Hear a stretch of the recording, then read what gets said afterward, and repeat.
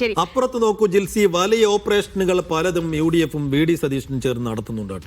സഭാ synod നടക്കുന്നതിനിടെ Syro Malabar സഭ ആസ്ഥാനത്ത് ഒരു രഹസ്യ കൂടിക്കാഴ്ച നടത്തിയിട്ടുണ്ട് VD സതീശൻ. മേജർ ആർച്ച് ബിഷപ്പുമായി 1 മണിക്കൂർ കൂടിക്കാഴ്ച നടത്തി VD സതീശൻ. സ്വകാര്യ വാഹനത്തിലാണ് പ്രതിപക്ഷ നേതാവ് കൂടിക്കാഴ്ചയ്ക്കായി എത്തിയിട്ടുള്ളത്. നിതിൻ സേവ്യർ വിവരങ്ങൾ നൽകും. നിതിൻ, എപ്പോഴായിരുന്നു ഈ കൂടിക്കാഴ്ച അവസാനിച്ചോ? ഇതൊരു അസാധാരണ നടപടിയാണ്. അതായത് സിനഡ് സമ്മേളനം നടക്കുന്ന സമയത്ത് ആ കോമ്പൗണ്ടിലേക്ക്, സിറോ മലബാർ സഭയുടെ ആസ്ഥാനത്തേക്ക് ആർക്കും അങ്ങനെ പ്രവേശനം നൽകാറില്ല. അതിനിടയിലാണ് ഇത്തരത്തിൽ പ്രതിപക്ഷ നേതാവ് സഭ ആസ്ഥാനത്തെത്തി 1 മണിക്കൂർ കൂടിക്കാഴ്ച നടത്തുന്നത്. സിറോ മലബാർ സഭയുടെ മേജർ ആർച്ച് ബിഷപ്പ് റാഫേൽ തട്ടിലുമായി 1 മണിക്കൂറിലേറെ. ഇന്നലെ രാത്രി 9:20 VD സതീശൻ സഭ ആസ്ഥാനത്തെത്തുന്നത്. 10:30 വരെ ഈ സഭ ആസ്ഥാനത്ത് അദ്ദേഹം തുടർന്നിരുന്നു.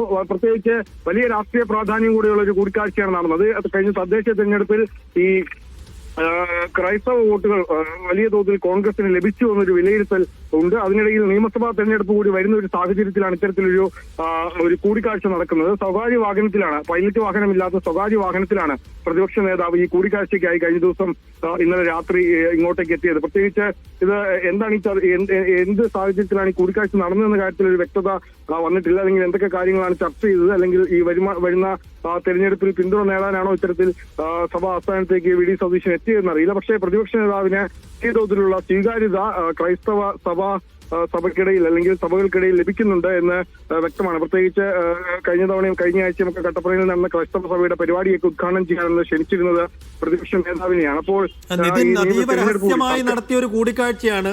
ഈ ദൃശ്യങ്ങൾ എങ്ങനെയാണ് പുറത്തു വന്നത്?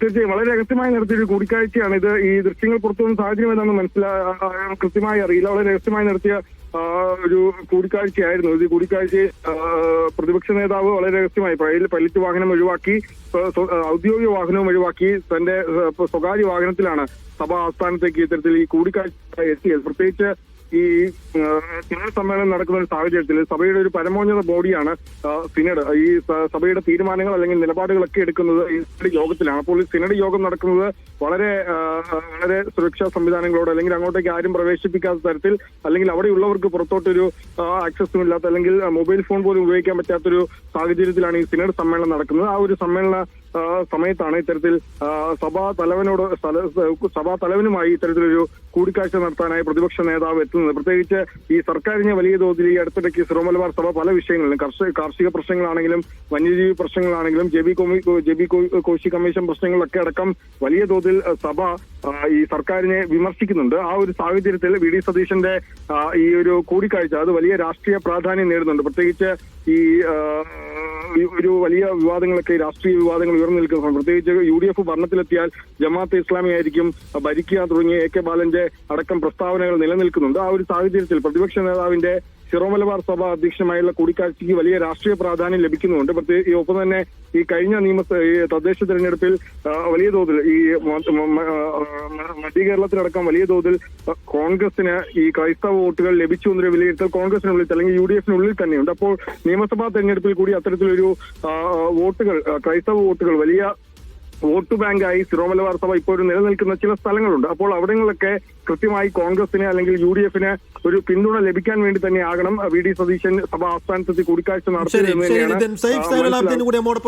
സൈഫ്, വലിയ രാഷ്ട്രീയ പ്രാധാന്യമുള്ള ഒരു കൂടിക്കാഴ്ചയാണ് നിശ്ചയമായും. ഇപ്പോൾ നിതിൻ സൂചിപ്പിച്ചതുപോലെ തന്നെ സാധാരണഗതിയിൽ ഒരു നോർമൽ നേതാവിനൊന്നും അങ്ങോട്ടേക്ക് പ്രവേശനം അനുവദിക്കാറില്ല സഭാ ആസ്ഥാനത്തേക്ക്. അവിടെയാണ് ഇന്നലെ അതീവ രഹസ്യമായി തന്റെ ഔദ്യോഗിക കാറും ടീമിനെയും ഒക്കെ ഉപേക്ഷിച്ച് ഒഴിവാക്കിക്കൊണ്ട് VD സതീശൻ സഭാ ആസ്ഥാനത്തേക്ക് എത്തുകയും അവിടെ ഒരു കൂടിക്കാഴ്ച നടത്തി മടങ്ങുകയും ചെയ്തു. ഒരു കൂടിക്കാഴ്ച എന്നതിനപ്പുറത്തേക്ക് ഈ നീക്കം, ഈ ഓപ്പറേഷൻ, അതിനെ എങ്ങനെ കാണണം, എന്തായിരിക്കും അതിന്റെ ലക്ഷ്യം, എന്തൊക്കെയായിരിക്കും അവിടെ ചർച്ച ചെയ്തിട്ടുണ്ടാവുക, LDF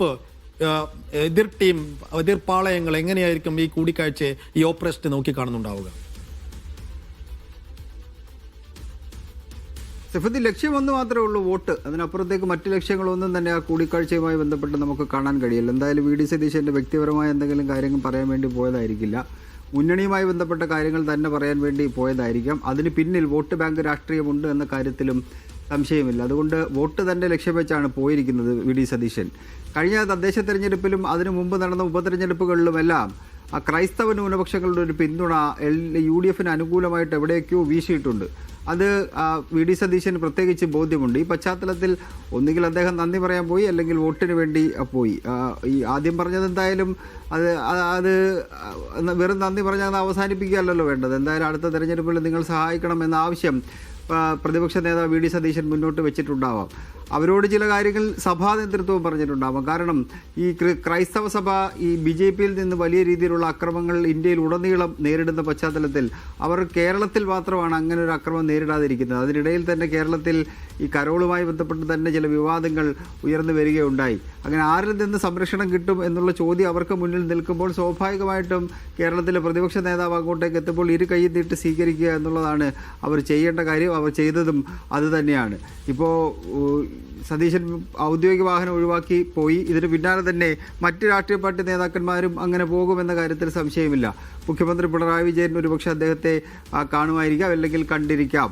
അതുപോലെ തന്നെ BJP നേതാക്കന്മാരും കണ്ടിരിക്കാം. അങ്ങനെ 3 രാഷ്ട്രീയ പാർട്ടികളുടെയും മുന്നണികളുടെയും നേതാക്കന്മാർ ഈ കൂടിക്കാഴ്ചയുടെ ഭാഗമാകുമെന്ന കാര്യത്തിൽ സംശയമില്ല. ഇത് വരാൻ പോകുന്ന ഒരു 2-2.5 മാസം കഴിഞ്ഞ് വരാൻ പോകുന്ന നിയമസഭാ തെരഞ്ഞെടുപ്പ് ലക്ഷ്യം വെച്ചുകൊണ്ട് ക്രൈസ്തവ ന്യൂനപക്ഷങ്ങളുടെ വോട്ടിൻ്റെ പിന്തുണ ഉറപ്പിക്കാൻ വേണ്ടിയുള്ള പോക്കാണത് എന്ന കാര്യത്തിൽ സംശയമില്ല. കഴിഞ്ഞ നിയമസഭാ തെരഞ്ഞെടുപ്പിൽ വേണ്ട രീതിയിൽ ക്രൈസ്തവ ന്യൂനപക്ഷങ്ങളുടെ ഒരു പിന്തുണ UDF-ന് കിട്ടിയില്ലായിരുന്നു. അത് ഒന്നാകെ LDF-ന് അനുകൂലമായി പോയതുകൊണ്ടാണ് ഒരു തരംഗം സൃഷ്ടിച്ചു ഒരു പിണറായി തരംഗത്തിലൂടെ 99 സീറ്റ് നേടി അധികാരത്തിൽ വന്നത്.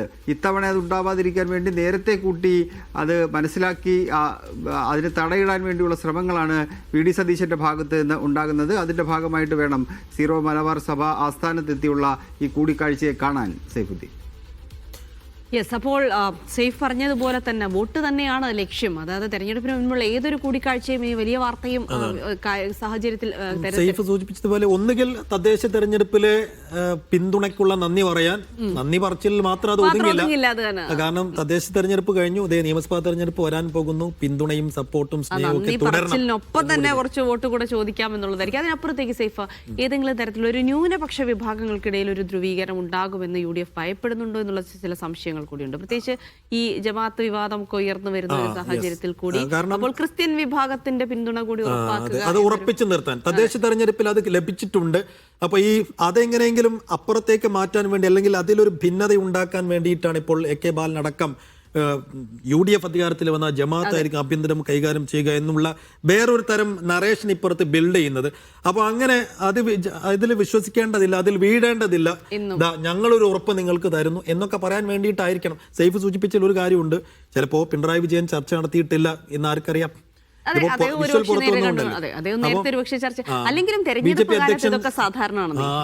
അങ്ങനെ വലിയ ഒച്ചപ്പാടോടുകൂടി നമ്മൾ എടുക്കേണ്ടതില്ല. ഒരു നിയമസഭാ തെരഞ്ഞെടുപ്പിന് മുന്നോടിയായി കാണുന്ന സർവ്വസാധാരണമായ ഒരു കാഴ്ചയായിട്ട് വേണമെങ്കിൽ കാണാം. അപ്പോൾ ഇനി വരും ദിവസങ്ങളിൽ ഇത്തരം കാഴ്ചകൾക്ക് നമ്മൾ സജ്ജരായിരിക്കും. അപ്പോൾ പിണറായി വിജയനും രാജീവ് ചന്ദ്രശേഖരനും അദ്ദേഹത്തെ കാണാൻ പോയിട്ടില്ല എങ്കിൽ വരും ദിവസങ്ങളിൽ പോകും. അതോ ഇനി പോയത് നമ്മൾ അറിയാതിരുന്നതാണോ എന്നുള്ള കാര്യത്തിലും വ്യക്തതയില്ല. ശരി.